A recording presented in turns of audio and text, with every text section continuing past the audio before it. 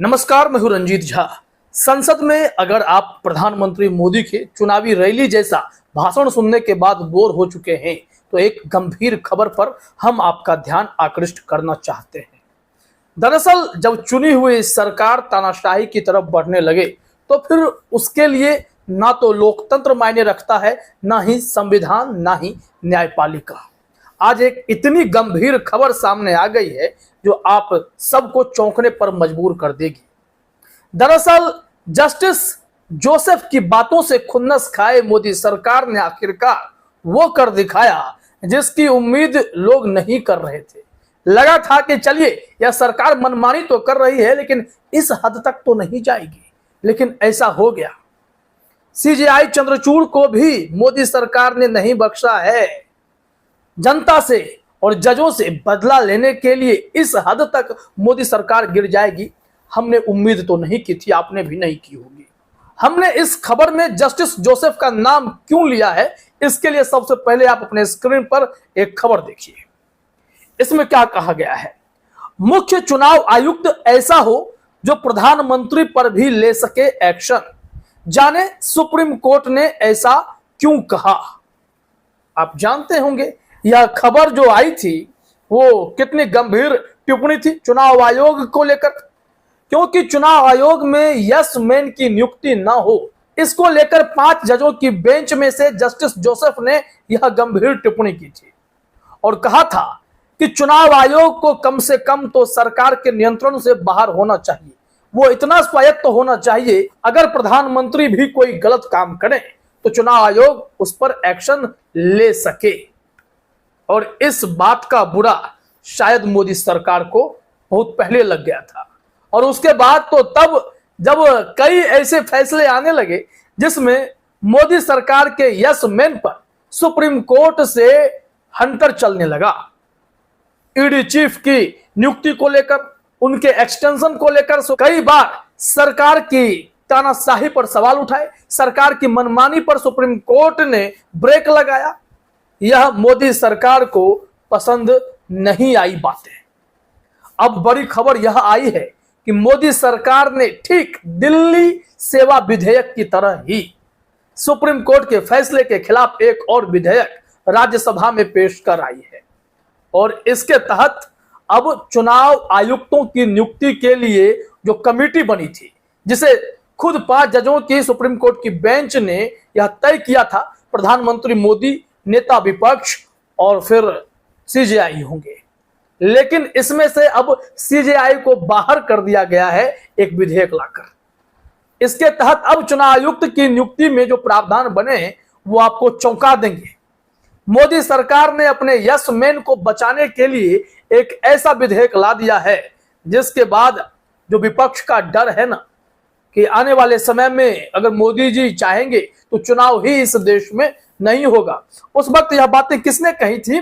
संजय सिंह ने। और भी विपक्ष के नेता बोलते रहे, आम आदमी पार्टी के नेता हैं, सांसद हैं संजय सिंह। उन्होंने इसलिए कहा था क्योंकि सुप्रीम कोर्ट ने ही दिल्ली की चुनी हुई सरकार को बहुत बड़ी शक्ति दी थी, जिसे मोदी सरकार ने एक अध्यादेश लाकर पलटा और फिर इस बार कानून के शक्ल में भी दिल्ली सरकार के पावर को पूरी तरीके से कमजोर करके रख दिया। वहां भी ब्यूरोक्रेसी हावी होगी जो मोदी सरकार के निर्णय पर काम करने वाली है। लेकिन संजय सिंह ने उस वक्त क्या कहा था, जरा देखिए अपने स्क्रीन पर। लोकसभा इलेक्शन 2024, मोदी अगर जीत गए चुनाव तो फिर कभी नहीं होंगे दिल्ली अध्यादेश पर, बोले संजय सिंह। संजय सिंह की यह टिप्पणी लोगों को याद रखनी चाहिए। और इस वक्त 2024 से पहले जिस तरीके से बीजेपी और प्रधानमंत्री मोदी यह दावा करते हैं कि तीसरा टर्म भी प्रधानमंत्री मोदी ही संभालने जा रहे हैं, वो तीसरी अर्थव्यवस्था बनाने का जो सदन में बार बार बोल रहे थे, वो सब इनका दावा, ये दम्भ, ये इसी बात की ओर इशारा करता है कि जब तक चुनाव आयोग में यस मैन की भर्ती ना हो जाए तब तक 2024 की मंजिल कैसे पाई जा सकती है। और इसमें तो सुप्रीम कोर्ट सबसे बड़ा रोड़ा साबित हो जाएगा ना। तो फिर यहीं से एक रास्ता निकला, तो क्यों ना दिल्ली में जो खेल किया गया अरविंद केजरीवाल के साथ, वही अब सीजेआई चंद्रचूड़ के साथ कर दिया जाए। और मोदी जी को शायद किसी का बोलना बुरा लग जाता है, तभी तो जस्टिस जोसेफ ने टिप्पणी कर दी कि चुनाव आयुक्त ऐसा हो जो प्रधानमंत्री पर भी एक्शन लेने से डरे नहीं, हिचके नहीं। तो इस बातों का इतना बुरा कि प्रधानमंत्री पर कैसे कोई एक्शन ले सकता है। और अब आ गया विधेयक कि जो कमेटी मार्च महीने में ही सुप्रीम कोर्ट ने बनाई थी, जिसमें यह कहा गया कि सीजेआई चंद्रचूड़, प्रधानमंत्री मोदी, लीडर ऑफ ओपोजिशन ये मिलकर तय करेंगे कि चुनाव आयुक्त कौन होगा। तो ऐसे में मोदी सरकार को यह बातें रास नहीं आई और उन्होंने जो अब नए विधेयक को प्रस्तावित किया है, पेश किया है राज्यसभा में, उसमें यह कहा गया है कि उस कमेटी में सीजेआई चंद्रचूड़ को बाहर किया जाता है या फिर आने वाले जो भी सीजेआई होंगे उन सबको बाहर किया जाता है। यहां पर सीजेआई की जगह पर कैबिनेट का एक मेंबर होगा, कैबिनेट मंत्री कोई होगा, जिसे प्रधानमंत्री मोदी जो है अपने पसंद का चुनकर रख लेंगे। यहां से खेल नहीं होगा क्या? एक लीडर ऑफ ओपोजिशन और फिर दो मोदी जी और मोदी जी के ही कैबिनेट का एक मंत्री। दो हाँ में हाँ मिलाने वालों के नजरिए से अगर चुनाव आयुक्त चुना जाएगा तो लीडर ऑफ ओपोजिशन की क्या अहमियत रह जाएगी।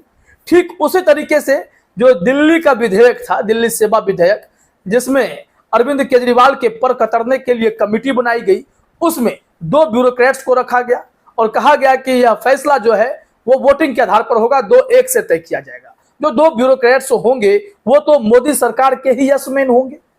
वो जब फैसला करेंगे तो वो अरविंद केजरीवाल को क्यों सुनेंगे? अरविंद केजरीवाल वहां पर जो है बिल्कुल कमजोर पड़ गए। ठीक उसी तरीके से यहां चुनाव आयुक्त के नियुक्ति में लीडर ऑफ ओपोजिशन जो है वो कमजोर पड़ जाएगा। वैसे भी हमने आपको कुछ महीने पहले सीईसी राजीव कुमार के बारे में एक रिपोर्ट दिखाई थी, जिसमें राजीव कुमार को कैसे सीईसी बनाया गया, कहां से कहां उन्हें उठाकर लाया गया, उसके बाद किसका इस्तीफा हुआ, वो सब हमने एक खबर में आपको जानकारी दी थी। आप चाहें तो सर्च करके देख सकते हैं, हमारे चैनल पर मिल जाएगा।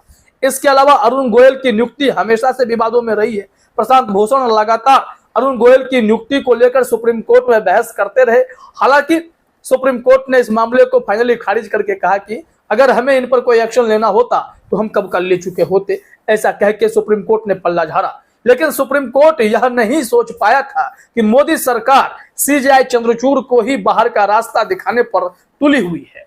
और ऐसे में अब जो यह विधेयक आ रहा है उससे चुनाव आयोग भी मोदी सरकार के कंट्रोल में चला गया। अब मोदी सरकार जैसे चाहेगी वैसे चुनाव आयोग भी काम करेगा।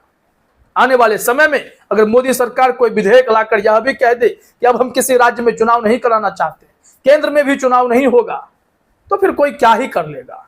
संसदीय सिस्टम है, पार्लियामेंट्री सिस्टम है, सुप्रीम कोर्ट के फैसले को पलटा जा सकता है, ये सारी चीजें संविधान में निहित हैं। तो मोदी सरकार उसका खूब फायदा भी उठा रही, लेकिन फायदा भी उठा रही है इतने अनुचित तरीके से कि दिल्ली सरकार भी चुनी हुई सरकार का काम क्या है यह समझ से परे है। चुनाव आयुक्त फिर स्वायत्त संस्था कैसे है जब प्रधानमंत्री मोदी के साथ कोई कैबिनेट मंत्री तय करेगा, लीडर ऑफ ओपोजिशन कठपुतली बन के देखता रहेगा कि चुनाव आयुक्त कौन होगा। ऐसे में क्या कभी बीजेपी की सरकार सत्ता से बाहर हो पाएगी क्या? जिस हिसाब से ये लोग पूरी प्लानिंग कर रहे हैं उससे तो साफ मालूम पड़ता है कि प्रधानमंत्री मोदी के इरादे एकदम क्लियर हैं कि अभी हम 40-50 साल तक कांग्रेस की तरह शासन में रहना चाहते हैं। लेकिन आपको पता है कि आपने 10 सालों में जितनी तानाशाही कर दी, देश में जितनी नफरत फैला दी गई है, बेरोजगारी इतनी बढ़ा दी गई है, महंगाई इतनी बढ़ा दी गई है, उससे देश का नुकसान ही तो हो रहा है। निजीकरण के आड़ में कई सार्वजनिक संपत्तियों का भारी नुकसान हो गया। सदन में अब मोदी जी आते हैं तो डायलॉग था उनका, एक अकेला सब पर भारी है, और आज भी अकेले ही वो सदन में बोलते रहे, घंटों बोलते रहे। मणिपुर पर एकदम से आखिर में आए, 3 मिनट 4 मिनट बोले और मणिपुर की बात खत्म हो गई। उन्होंने कहा अमित शाह की बात जो नहीं सुने अब वो गया, मैं नहीं बोलूंगा मणिपुर पे। मतलब साफ है, मणिपुर पे शांति बहाल होगी, कोशिशें की जा रही हैं। लेकिन सवाल तो यह था कि आप मणिपुर क्यों नहीं गए। सवाल तो यह था कि मणिपुर जलता रहा, लोग मरते रहे, उस पर क्या प्रतिक्रिया थी। महिलाओं का जो वीडियो वायरल हुआ उसको लेकर, इन तमाम गंभीर मामलों को लेकर प्रधानमंत्री ने बीरेंद्र सिंह पर कोई एक्शन क्यों नहीं लिया जो बीजेपी की सरकार वहां पर थी। ऐसे तमाम सवाल तो उठते रहेंगे। देश भर से यह आश्चर्यजनक बातें सामने आ रही हैं कि मोदी सरकार अब सत्ता में बने रहने के लिए किसी भी दाव पेच के सहारे कोई ना कोई विधेयक लाकर हर तंत्र को कमजोर करने पर तुली हुई है।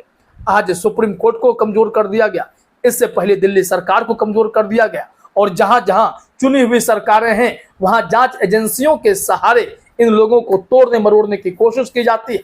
फिर चाहे महाराष्ट्र में सरकार गिरा देना हो, मध्य प्रदेश में सरकार गिरा देना हो, कर्नाटक में सरकार गिरा देना हो, अरुणाचल प्रदेश में बदला लेना हो, हर जगह यह भाजपा सरकार अपने हथकंडे का प्रयोग कर रही है। वैसे भी सुप्रीम कोर्ट को कमजोर किया जा रहा है। आने वाले समय में जो मन में आएगा वो फैसला यह सरकार करेगी और हम सब कठपुतली की तरह देखते रह जाएंगे और कुछ नहीं कर सकते हैं। बहुत गंभीर सिचुएशन है। आप सब भी अपने कमेंट में राय दीजिए, क्या कहना चाहेंगे ऐसे हालात पर। फिलहाल इस वीडियो में इतना ही। आप सभी का हमसे जुड़ने के लिए बहुत बहुत धन्यवाद।